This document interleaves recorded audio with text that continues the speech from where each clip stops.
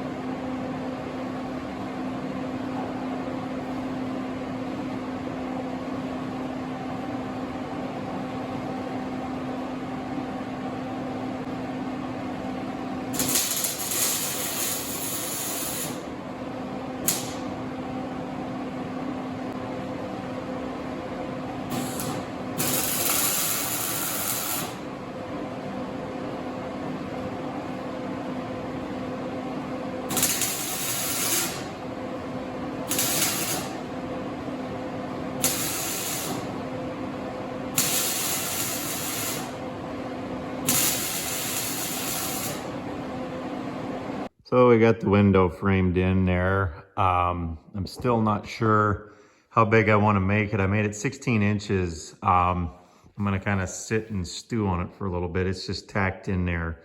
I might make it bigger. I might leave it alone. I don't know. I'm going to kind of let it be there for a little while and go work on something else, and then come and look at it again and see what it looks like. But I think I'm going to work on this section here. I'm not really sure how I'm going to go about working on this, but I'm going to kind of play with a few pieces of metal here for a second and see what I can come up with.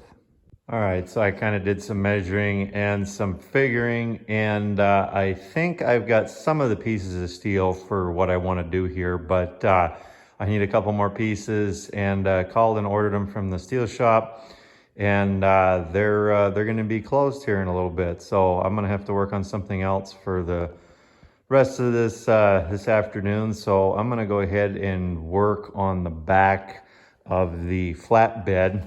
I've already got the end pieces 45. Normally I would just butt it up to the end or whatever and then cap it, but being that I'm going to put round lights in the side of this bed all the way down, it would be really nice to have it open around the back so I can just run wires internally around the corner and back to the back of the flatbed here without having to come outside of the tubing. It kind of keeps the wires all protected and everything.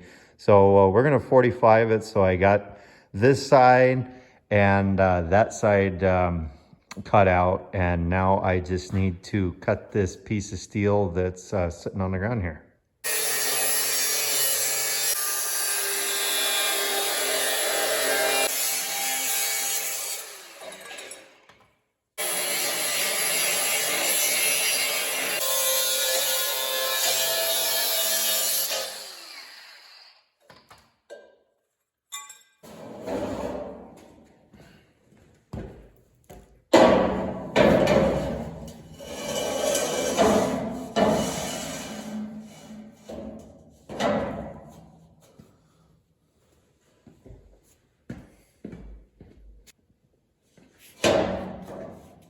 All right.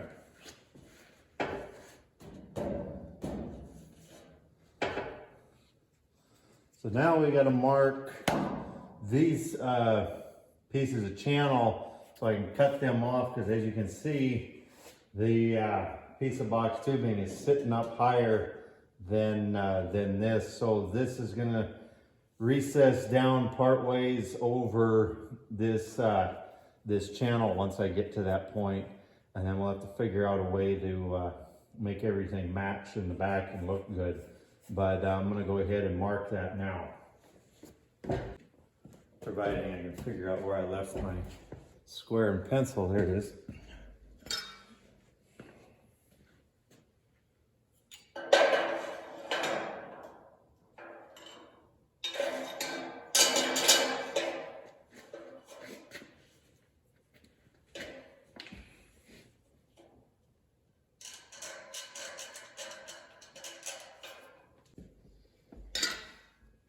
And I'll put it there so we can forget about it again.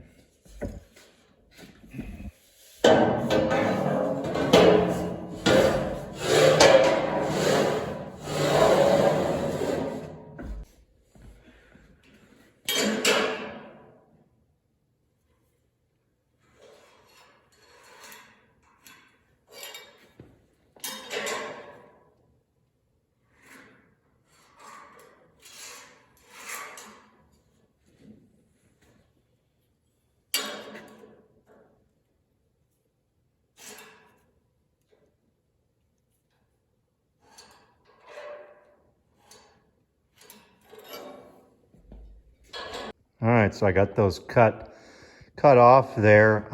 I use, when I'm cutting that sort of thing, I use this Milwaukee cold cut skill saw. I really like this thing. I saw it on a YouTube video, I don't remember how many years ago it was now, and saw it and I go, I gotta have one of these things, and I highly recommend it. I use this thing. I've cut all sorts of stuff with this thing. I've cut 1 inch plate, 1.5 inch plate with it before. Channel, box tubing, any of that. It works incredibly well, and it leaves a cold cut. So basically, right after you you cut that, you can touch it. It's cold to the touch. So, and it takes all the heat and puts it in the chips, and usually it captures them in that little compartment on the side, but mine's being finicky, and it kind of throws it all over the ground here. So, but that's okay. It makes it quick and easy to cut something like this. So now we're going to go ahead and put that piece of box tubing up now. Well, you can see we got the piece of box tubing setting up there. I put it up there and was getting ready to start filming, tacking it together. However, I didn't like the look of the square corner, especially with the way I have the headache rack with the angled bits there. It just didn't look right to me with the way the angles were up there. So I ended up doing something else. I had to shimmy some stuff around to, that's why there's a gap there, to get everything to line up right on this other side. And I decided to do this. I decided to angle it back a little bit. I didn't want to get too carried away angling it back, because if you got two tie bales setting here, I didn't want them trying to fall off the end if I was stacked all the way out to the edge, but I figured I could sacrifice 8 inches here to make it look a little bit better. So now if you stand back and look at it, to me anyway, it seems like it looks a little better. So that's what we're gonna do on this other side here. All right, so we got the other side cut and sitting in position. When you're working by yourself, these clamps and scrap pieces of steel are probably your best friend here. I have this clamp right here onto the main frame that's all already sitting in place, and if you clamp it hard enough, that piece of steel which runs over crossways holds up this piece with that clamp.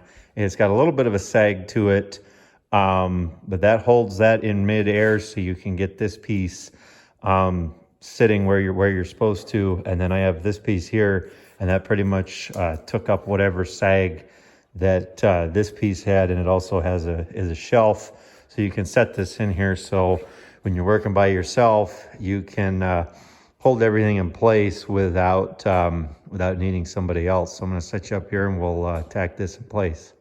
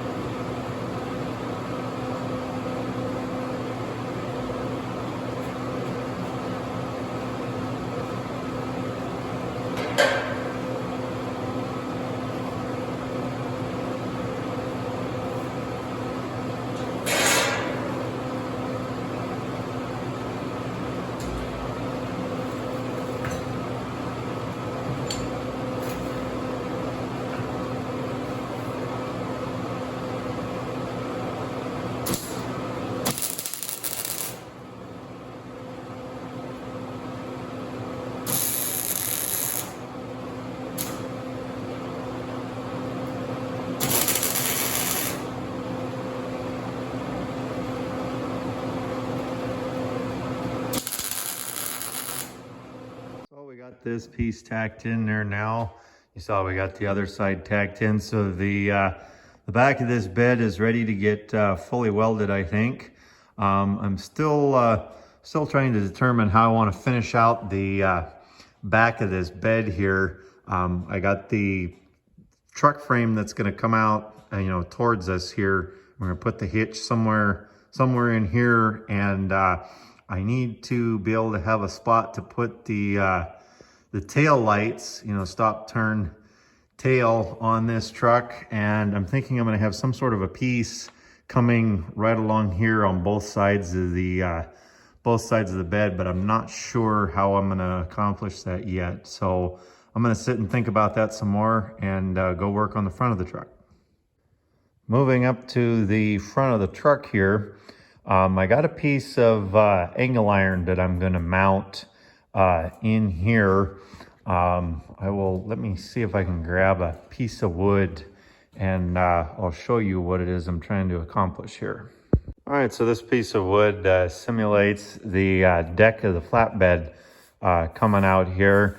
I set the crossmember back that I'm gonna bolt the decking to 6 inches back from the edge of the end of the flatbed here. So you can see the board's gonna come to about there, you know, if you picture it going straight across, you know, across the bed like this. But it doesn't really look very finished. If you've got your piece of metal coming down here, you're still gonna see this, this end of the board here. So what I'm gonna do is I'm gonna put a piece of angle welded, you know, in between the pieces of metal here that is gonna come up and cover part of that piece of wood and kind of give it a finished look, and also you know, keep it tied in on this end of the bed here. This is the piece that we're gonna use right here.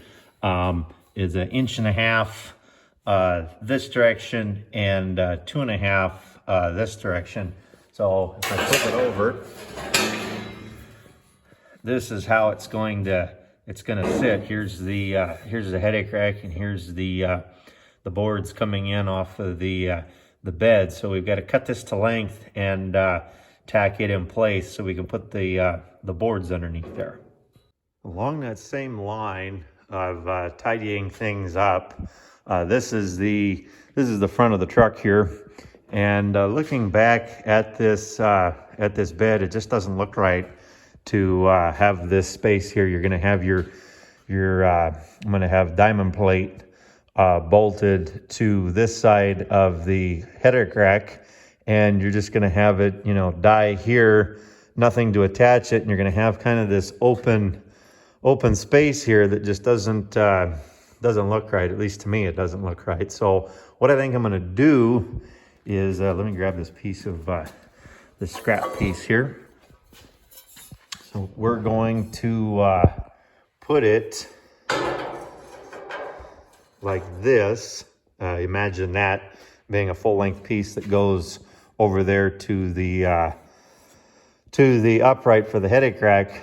We're going to weld a piece of box tubing in there. That still doesn't look right when you have this welded here, and your I don't have enough hands here. When you got your diamond plate, you know, if you envision that box tubing down here, and you bring your diamond plate down to here, there's going to be a gap right here that's not going to look quite right if you've got this piece here. So I think what I'm going to do, because I have extra box tubing here, I'm going to do something like this. Of course, I got the mitered end of that drop there. So that's going to set on top of the box tubing that's going to be down here, and it's going to set here like this, and so you will be able to see a portion of it from the other side of the headache rack, and it will make it look right, because I think I'm going to use aluminum diamond plate, and I'm going to recess it to be flush with the box tubing. So you're going to see these metal uprights coming through the diamond plate, because each diamond plate piece is going to be in between the uprights there, and it's not going to look right, I don't think, to have, you know, the diamond plate just die into the bed. It needs to have a piece, you know, a metal piece going across the bottom there. So I think that's what we're going to do there. So we're going to work on that next. And yeah, I know this bed is going to be really heavy, and I'm probably overbuilding it, but I don't know. I wanted to look right. I've done a couple different projects like this, and I have a tendency to overbuild things, but anyway, oh well, it's the way it is. You notice the problem over here? Yeah, somebody messed up on their cuts. Must be getting late at night. We're gonna have to recut that. See, that is the way it's supposed to look. However, the other one did not look like that. 26 and a half upside down backwards looks a lot like 29 and a half inches. So that's what happened there. So as you can see here, we've got this piece welded in on this side and that piece welded in there. We just have to do the centerpiece, which I have cut out and laying right here. I got to get a little creative on holding it up there to weld it, because there's no good way to clamp it there, so that could get a little interesting. But you can see the way this looks from the back. It looks all right. Once you get the diamond plate, I think it's going to look better, and I think it's a good place up in here to mount like a fire extinguisher or maybe a broom or something of that nature. I'm not really sure. It's just kind of ideas that I was thinking about while I was doing this. But yeah, I think I'm going to set you guys up, and you can watch me struggle and try to put this piece into that hole there. So you guys will have to excuse my incredibly bad camera angles here. I do mechanicking and welding a whole lot better than videography. Now, where did I put my pencil? Need my tape measure.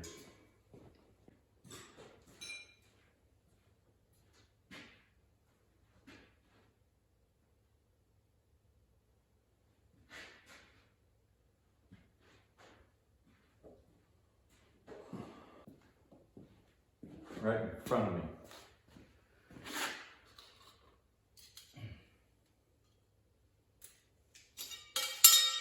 Everybody wonders why I can't go faster. Spend half my time looking for the stuff that I set down that I can't find.